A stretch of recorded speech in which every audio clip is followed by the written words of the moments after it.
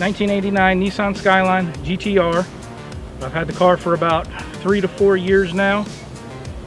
I've been tracking it for 2 years. I chose this platform because it's unique. It has a following, almost like a cult following, and it's been iconic. It's been a car that I've always loved. Never thought I'd have one, and acquired my first one about 5 years ago. Started getting an itch to do some mods to it, and had to get a second one. It's active all-wheel drive, RB26, twin turbo, motor stock. All the steering, suspension, brakes components have pretty much been replaced. Being that it's 31 plus years old, it has its issues, and being that they never sold in the States, it has its issues with parts, but so far so good. I've only been tracking for 2 years pretty much. Started in a Miata and moved on to this, completely different car, but it's been fun. I've always tracked with NASA. This is my first Hyperfest event, and it's been great. Look forward to future events. I think going from a rear-wheel drive to an all-wheel drive, it's been seamless because the Miata is so underpowered. I didn't have a lot of throttle out oversteer issues. This car is active all-wheel drive, so anytime it feels the rear starting to slide, it actually activates the front. So it's consistently rear-wheel drive until there's a skid issue. Then it powers the front, so it pulls me through. So being a low horsepower car where I didn't have a lot of oversteer issues, if any, now it kind of transitioned a lot smoother for me with that almost nanny, if you will. Right-hand drive, I'd been driving right-hand drive for 6-7 years now since I got my first Skyline. And first it was rough, but you learn, you know, you're basically tracking the left line your whole life. And then all of a sudden now you got to track the right line or you end up in someone else's lane. So it's got a lot of SPL steering components. I've deleted the Hikis. It did have 4-wheel steering, which Hikis is Nissan's 4-wheel steering. It's got an HKS cold air intake. It's got a top speed limiter, because in Japan when these cars were built, they were limited to somewhere around 70 miles an hour. The car wouldn't go over it. So we actually had to delete that with an HKS delimiter, as they call it. RPF 1 wheels, Toyo tires.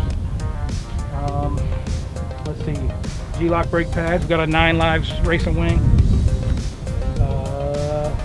Auto power cage, pretty much stock motor, just HKS and the delimiter. So I think that pretty much narrows everything. So my first track day was in this car. It was at Road Atlanta, March, roughly 2 years ago, and it rained the entire time. I believe that my instructor really didn't want to go out there because he coached me out of going. And it was a very scary experience because I spent all this money on this car to have it and enjoy it. And I just wanted to put it back in the garage and store it away and keep it pristine so that I would be able to remember everything.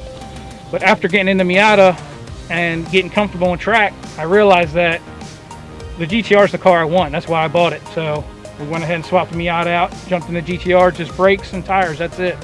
And just pushed it. And as I went further or as parts broke, we upgraded it to where it is now today.